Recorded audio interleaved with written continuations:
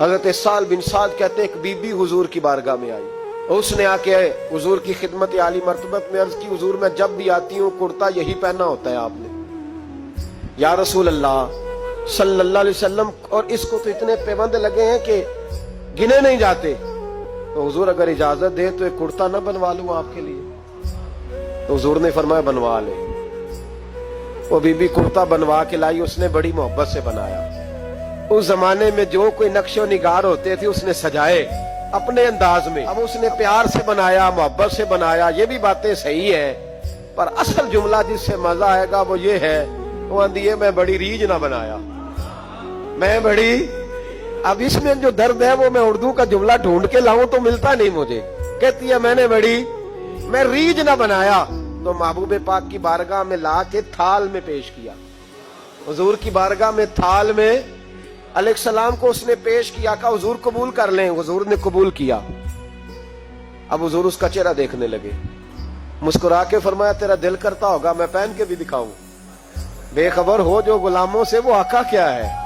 تیرا دل کر رہا ہوگا پہن کے دکھاؤں، تو کہا حضور دل یہی کرتا ہے، میں ٹھہر میں پہن کے آیا۔ حضور اندر تشریف لے گئے، تھوڑی دیر کے بعد پہن کے آئے۔ اس خاتون کو اتنی خوشی ہوئی کہ اس کی آنکھوں میں آنسو ہی آ گئے، کہنے لگی دیکھو میرا نصیب، میں بنا کے لائی ہوں، مصطفیٰ نے قبول فرمایا، بڑی راضی ہوئی، چلی گئی۔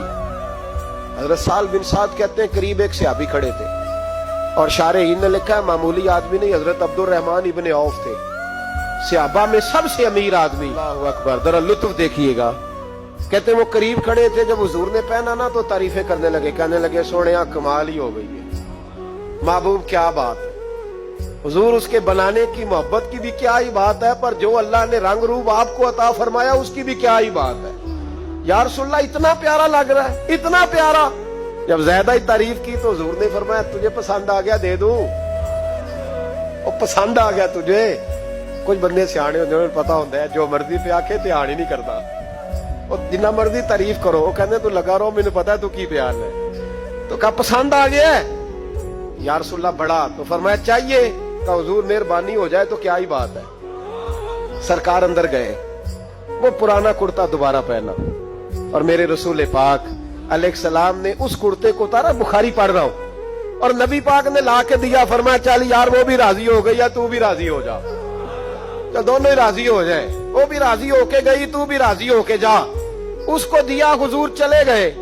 صحابہ بعد میں اس صحابی کے پیچھے کہنے لگے یار تو تگڑا بندہ ہے، تجھے ضرورت ہی نہیں تھی، اور حضور علیہ السلام نے بڑی مشکل سے قبول کیا۔ حضور تو کسی کی طرف توجہ ہی نہیں کرتے، طلب ہی نہیں کرتے،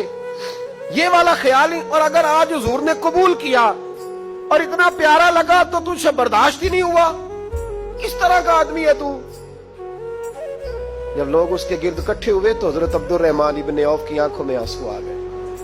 کہنے لگے میرے بولے دوستو تمہیں غلطی لگ گئی، تمہارا کیا خیال ہے میں نے ولیمے پہ پہننے کے لیے لیا ہے، تمہارا کیا خیال ہے شادی کی دعوت میں پہنوں گا، تم کیا سمجھتے ہو عید والے دن پہنوں گا؟ اور گویا اپنی داڑھی کو پکڑ لیا، کہنے لگے دیکھو بال سفید ہو رہے ہیں، پھل پک رہا ہے، گناہگار بڑا ہوں، اگرچہ بدر میں بھی گیا ہوں، احد میں بھی تلوار اٹھائی ہے، مال بھی دیا ہے، ہر جگہ گیا ہوں، پر کسی عمل پر بھروسہ نہیں، یہ کرتا حضور کے جسم سے لگ گیا ہے، اب اسے سنبھال کے رکھوں گا، اور مرتے وقت وصیت کروں گا گھر والوں کو کہ جب میں مروں نا تو اس کرتے میں مجھے کفن پہنا دے، مجھے امید ہے جب حضور کا کرتا پہن کے قبر میں جاؤں گا تو رب کے فرشتے مجھ پر عذاب نہیں دیں گے بلکہ بغیر حساب کتاب جنت عطا فرما دیں گے۔ حضرت یوسف کا کرتا تو شفا دیتا ہے نا، اور میرے محبوب کا کرتا دوزخ سے بچا کے جنت عطا کرتا ہے۔